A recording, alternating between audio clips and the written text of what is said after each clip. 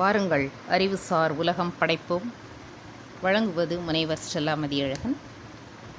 மத்திய மாநில அரசுகளில் பணிகளில் சேர்வதற்கான பயிற்சியை துவங்கும் முன்பு நாம் அறிந்து கொள்ள வேண்டிய சில அடிப்படை விஷயங்களை உங்களோடு பகிர்ந்து கொள்ள உள்ளேன். குறிப்பாக மத்திய அரசில் பணியில் சேர வேண்டுமானால் யுபிஎஸ்சி என்ற தேர்வு நடத்தப்படுவதை அனைவரும் அறிந்திருப்போம். மாநில அரசுகள் என்றால் தமிழ்நாடு தேர்வாணையம் நடத்தக்கூடிய தேர்வுகளையும், அதிலே ஆசிரியர் பணிகளுக்கு என்றால் டிஆர்பி போன்ற தேர்வுகளையும் எதிர்கொண்டிருப்போம் என்பது தெரியும். இப்போ வங்கிகளுக்கு வேலைக்கு செல்ல வேண்டாம், ஐபிபிஎஸ் என்ற தேர்வை எழுத வேண்டும். இதை தவிர்த்து நம்ம அந்த யூபிஎஸ்சி என்றால் நமக்கு ஞாபகத்தில் வருவது ஐஏஎஸ் ஐபிஎஸ் என்ற ஒரு நிலையோடு நிறுத்தி கொள்கிறோம். அதில் எத்தனை துறைகள் இருக்கின்றன, என்னென்ன பணிகள் எல்லாம் இருக்கின்றன போன்ற அடிப்படை விஷயங்களை உங்களோடு பகிர்ந்து கொள்கிறேன். கவனமாக கேளுங்கள். குறிப்பாக இதில் 26 துறையை சார்ந்த பணிகளுக்கு அந்த யூபிஎஸ்சி தேர்வு நடத்தப்படுகிறது. இல்லை ஐஏஎஸ் ஐபிஎஸ் எல்லாரும் அறிந்தது Indian administrative service, Indian police service என்று. அதுக்கு அடுத்தடுத்து நாம் கவனத்தில் கொள்ள வேண்டிய விஷயங்கள். இப்போ உங்களுக்கு தெரியும், ஐஏஎஸ் என்றால் மாவட்ட அளவிலான சார் ஆட்சியராக பணியில் சேர முடியும். அது மாதிரி இந்தியன் போலீஸ் சர்வீஸ் சேர முடியும். ஐஎஃப்எஸ் என்பது இந்தியன் ஃபாரின் சர்வீஸ்.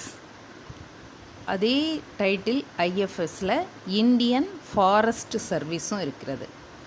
அது மாதிரி ஐஆர்எஸ் என்றால் Indian revenue service, customs and central எக்ஸைஸில் ஒரு போஸ்ட், அதுலேயும் பணியில் சேரலாம். அதே ஐஆர்எஸ் அப்படிங்கிற பின்னாடி போட்டிருப்பாங்க, அவங்க இந்தியன் ரெவென்யூ சர்வீஸ் இன்கம் டேக்ஸில் ஒர்க் பண்ணுவாங்க. அதே மாதிரி IAAS Indian audit and account service. 8வது ICAS Indian civil account service. ICLS Indian corporate law service. 10வது IDAS Indian defence account service. IDES Indian defence estate service. 12வது IIS இது Indian information service. 13 IPTAS Indian post and telecom account service. 14 IPS Indian postal service. IRAS Indian railway account service. 16 IRPS Indian railway personal service. 17 IRTS Indian railway traffic service. ITS Indian trade service. IRPFS Indian railway protection force service. IES Indian engineering services. இது engineering படித்த எல்லா மாணவர்களும் எழுதி வேலைக்கு போகலாம். IIDFS Indian ordnance factory service. IOFS Indian ordnance factory service. IDSE Indian defence engineering service. IES Indian economics services. 24 ISS Indian statistics service. IRES Indian railway engineering service. IREES Indian railway electrical engineering service. இப்படி யூபிஎஸ்சியில் 26 வகையான பதவிகளுக்கு ஒரே தேர்வாக நடத்தப்படுகிறது என்பதை நீங்கள் முதல்ல புரிஞ்சுக்கணும். இப்போ உங்களுக்கு எந்த துறையை தேர்ந்தெடுத்து படிக்கிறீங்களோ அதில் முழு கவனத்தையும் செலுத்தி அதற்கு தேவையான மெயின் சப்ஜெக்ட்ஸ்களை நீங்கள் செலக்ட் பண்ணி படிச்சுக்கணும். இதில் ப்ரிலிம் பாஸ் பண்ணிட்டீங்க அப்படின்னா மெயின் எக்ஸாமுக்கு நீங்கள் தயாரிக்கும் பொழுது எந்த துறையை நோக்கி நீங்கள் பயணிக்கிறீர்கள் என்பதை சரியாக தேர்ந்தெடுத்து அதற்கான உழைப்பை நீங்கள் கொடுக்க வேண்டும். ஆக நம்ம யுபிஎஸ்சி என்றால் ஐஏஎஸ் ஐபிஎஸ் என்று மட்டும் இல்லை என்பதை முதல்ல நல்லா புரிஞ்சுக்கோங்க. இதில் லா சர்வீஸ் இருக்குது, அக்கௌண்ட்ஸ் சர்வீஸ் இருக்குது, இன்ஃபர்மேஷன் டிபார்ட்மெண்ட் இருக்குது, போஸ்டல் டிபார்ட்மெண்ட் இருக்குது, ரயில்வே டிபார்ட்மெண்ட் இருக்குது, காமர்ஸ் அதாவது ட்ரேட் சர்வீசஸ் இருக்குது, அது மாதிரி ஆர்டினன்ஸ் ஃபேக்ட்ரி சர்வீஸ் இருக்குது, டிஃபென்ஸ் இருக்குது. ரயில்வே துறையிலே இன்ஜினியரிங், எலக்ட்ரிக்கல், அது மாதிரி புள்ளியியல் துறை, ஸ்டாட்டிஸ்டிக்ஸு, பொருளாதாரத்துறை, எக்கனாமிக்ஸ் இருக்குது. இப்படி பல்வேறு துறைகளிலும் யூபிஎஸ்சி தேர்வை எழுதி நம்ம வேலையை பெற முடியும். இதை தவிர்த்து நீங்கள் துறை வாரியாக அப்படின்னு பிரிச்சிங்க அப்படின்னா கிட்டத்தட்ட ஒரு 56 டிபார்ட்மெண்ட்ஸ் இருக்குது. அந்த 56 டிபார்ட்மெண்ட்ஸுக்கும் நம்ம யூபிஎஸ்சி தேர்வின் மூலம் வேலையை பெற முடியும் என்பதை முழுமையாக நீங்கள் புரிஞ்சுக்கோங்க.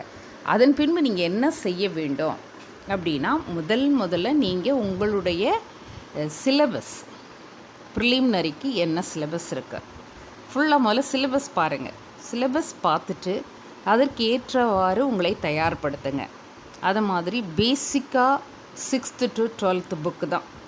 அதை நீங்கள் என்சிஆர்டி புக்கு வச்சு படிங்க. நம்மளுடைய தமிழ்நாடு ஸ்டேட் போர்ட் புக்கு கூட ரொம்ப நல்லா இருக்குன்னு பிற மாநில மாணவர்கள் கூட வாங்கி படிக்கிறாங்க. இது நீங்கள் 6th to 12th என்பது தான், அதாவது ஒரு 10-12 பாடங்களில் நமக்கு பேசிக் நாலேஜ் இருக்கணும் அப்படிங்கிறது தான். இதை தவிர்த்து நீங்கள் மெயின் எக்ஸாம் எழுதும்போது சிசாட் அப்படின்னு ஒன்று எழுதணும். அது ஒன்றும் இல்லை, லாஜிக்கல் அப்ளைடு நாலேஜ் இருக்கா அப்படிங்கிறத உங்களுக்கு திறமையை சோதிப்பதற்கு அது அந்த தேர்வை எழுதும் பொழுது நீங்கள் பாஸ் பண்ணியிருக்கணும். அதாவது 33% எடுத்திருக்கணும், 1/3 மார்க் நீங்கள் எடுத்திருக்கணும். அப்படி எடுக்கும் பொழுது நீங்கள் அதை பாஸ் பண்ணினாலே போதும். அந்த மார்க் உங்களுக்கு எந்த இதுலேயும் கணக்கில் எடுத்துக்கொள்ளப்பட மாட்டாது அப்படிங்கிறதையும் நீங்கள் புரிஞ்சுக்கோங்க. ஆக உங்களுடைய ப்ரிப்பரேஷன் ஒரு சரியான திசையை நோக்கி பயணிக்க வேண்டுமானால் என்னென்ன துறைகளுக்கான பணிகள் இருக்கின்றன, எந்த துறை உங்களுக்கு வேண்டும் என்பதை தீர்மானித்து கொண்டு அதற்கான தயாரிப்பில் முழு ஈடுபாடோடு இருந்தால் கண்டிப்பாக தேர்வினை எளிதாக நீங்கள் வெற்றி பெற்று வேலை வாய்ப்பினை பெற முடியும். அதாவது அப்ளைடு நாலேஜ் ரொம்ப இம்பார்ட்டன்ட். நான் இத்தனை பர்சன்டேஜ் வச்சுருக்கேன், அத்தனை பர்சன்டேஜ் வச்சுருக்கிறேன், கடந்த ஆண்டு இத்தனை பர்சன்டேஜ் உள்ளவங்களுக்கு எம்பிசி கோட்டா கிடச்சிச்சு, பிசி கோட்டா கிடச்சிச்சு அப்படிங்கிறதெல்லாமே மனதில் வைத்து கொள்ளக்கூடாது. ஒவ்வொரு ஆண்டும் கட் ஆஃப் வேரி ஆகிக்கிட்டே இருக்கும். போன வருஷம் உள்ளது தான் இந்த வருஷம் அப்படிங்கிறது இல்லை. ஒரு அசஸ்மெண்ட்டுக்கு தான் நம்ம அதை பார்த்துக்கலாமே தவிர அதை பெர்மனெண்ட்டாக மைண்டில் நான் 100 எடுத்தால் நான் வேலைக்கு போயிடுவேன், 150 எடுத்தால் வேலைக்கு போயிடுவேன் அப்படிங்கிறதெல்லாம் இல்லை. ஒரு காலத்தில் 95 மதிப்பெண்கள் எடுத்தவங்க வேலைக்கு போனாங்க. இன்றைக்கி ஒரு 185 எடுத்தவங்க கூட வேலைக்கு வெயிட்டிங் லிஸ்ட்டில் இருக்கக்கூடிய சூழல் கூட இருக்கிறது. ஏன்னா இன்றைக்கி உள்ள நாலேஜ் எக்ஸ்ப்ளோஷன் அப்படி. அதனால் நெட்டில் நிறைய விஷயங்கள் இருக்குது, சர்ச் பண்ணி படிங்க. எல்லா சப்ஜெக்டையும் பற்றிய ஒரு அடிப்படை நாலேஜ் உங்களுக்கு இருக்கணும். அப்படி ஒரு சின்ன புரிதல் இருந்து நீங்கள் படிப்பை துவங்கினாலே இதை ஒரு 2 அல்லது 3 ஆண்டுகளில் நீங்கள் ஒரு மத்திய அரசுடைய அதிகாரியாக உங்களை நீங்கள் தயார்படுத்தி கொள்ள முடியும். இதுக்கு டாப்பர் மட்டும்தான் முடியுமானா அப்படிலாம் இல்லை. ஸ்கூல் ஏஜில் கூட நீங்கள் எவ்வளவு மினிமம் மார்க் எடுத்து பாஸ் பண்ணியிருக்கலாம். அதற்கு பின்பு வாழ்க்கையில் ஜெயிக்க வேண்டும் என்ற ஒரு குறிக்கோளோடு இருந்தீர்கள் என்றால் கண்டிப்பாக யூபிஎஸ்சி தேர்வு என்பது கடினம் இல்லை. கடினம் என்பது கடினமாக நீங்கள் சமூகத்தை உற்று நோக்கி கவனிப்பது தான் அதில் கடினம், வேறு ஒன்றுமே இல்லை. உங்களுடைய புரிதல் சிறப்பாக இருக்கும் பட்சத்தில் நீங்கள் ரொம்ப எளிதாக அந்த தேர்வை வெற்றி கொள்ள முடியும். ஆக உங்களுக்கு அந்த கிரிட்டிக்கல் அனாலிசிஸ் பண்ணி ஒவ்வொரு பிரச்சனையும் எல்லா ஆங்கிள்லேயும் நீங்கள் சிந்திக்கணும். Pros and cons of the fact, அதுதான் இம்பார்ட்டன். அங்கே ஃபேக்சுவல் தெரிஞ்சுக்கணும், கான்செப்ட் ஓரியன்டாக உங்களுக்கு தெரிஞ்சிருக்கணும். ஒரு நிகழ்வை பற்றி பல கோணங்களில் ஆராயும் திறனை பெற்றவர்களாக நீங்கள் இருக்கும் பட்சத்தில் இந்த ஒரு அடிப்படை பாடப்பிரிவுகளில் உங்களுக்கு போதுமான அறிவு இருந்தால் நிச்சயமாக ஜெயிக்க முடியும். ஆகவே துணிந்து உங்களுடைய வேலைவாய்ப்பை தேடும் ஆஸ்பிரண்ட்ஸ் முதல்ல கிளியர் பண்ண வேண்டியது என்ன, உங்களுடைய மைண்ட் செட். நான் இன்னவாக வேண்டும் தெளிவுபடுத்திக்கோங்க. அதன் பின்பு சிலபஸ், அதற்கான சிலபஸை வாங்கி ஃபுல்லாக கோத்ரூ பண்ணுங்கள். அதை படிக்கும் பொழுதே உங்களுக்கு தெரிஞ்சிடும் நீங்கள் 6th to 12th வரைக்கும் படித்த பாடங்களின் தொகுப்பாக தான் அது இருக்கும். அதற்கு பின் அதற்கான புத்தகங்கள் என்சிஆர்டி புத்தகங்களை வாங்கி படியுங்க. இல்லை நம்ம state board book 6th to 12th புக்கை படிங்க. அப்போ பேசிக் நாலேஜ் கிடச்சிரும். அதுக்கப்புறம் நீங்கள் சோர்ஸ் புக்கை தேடி முதல் தரமான கருத்துக்களை, ஆணித்தரமாக சொல்லப்பட்ட புத்தகங்களை, ரெஃபரன்ஸ் புக்ஸை வச்சு நீங்கள் கிளாரிஃபிகேஷன்ஸ் பண்ணிக்கோங்க. அதுக்கப்புறம் டெஸ்ட் எழுதி பாருங்கள். டைம் லிமிட்டுக்குள்ளே உங்களால் ஃபேக்டை எழுதி முடிக்க முடியுதா? அந்த 3 மணி நேரம் என்றால் அந்த 3 மணி நேரத்தில் உங்களால் முழுமையாக எழுதி முடிக்க முடிகிறதா என்பதை கவனத்தில் கொள்ளுங்கள். அதுக்கப்புறம் நீங்கள் உங்களை கொஞ்சம் கொஞ்சமாக நீங்கள் படிக்க உங்கள் மனது செவ்வைப்பட்டுவிடும். உங்களுடைய குணாதிசயங்கள் எல்லாமே மாற்றம் இருப்பதை உங்களால் உணர முடியும். ஏனெனில் ஒரு ஆட்சி பொறுப்பில் போய் உட்காரும் பொழுது உங்களுக்கு தேவையான அணுகுமுறையை பெறுவதற்கான இது ஒரு அனுபவம் தான் இந்த தேர்வு என்பதையும் புரிந்து கொள்ளுங்கள். ஆகவே வெற்றியை நோக்கி பயணிக்கும் உங்களுக்கு வெற்றி பெற வாழ்த்துக்கள். நன்றி.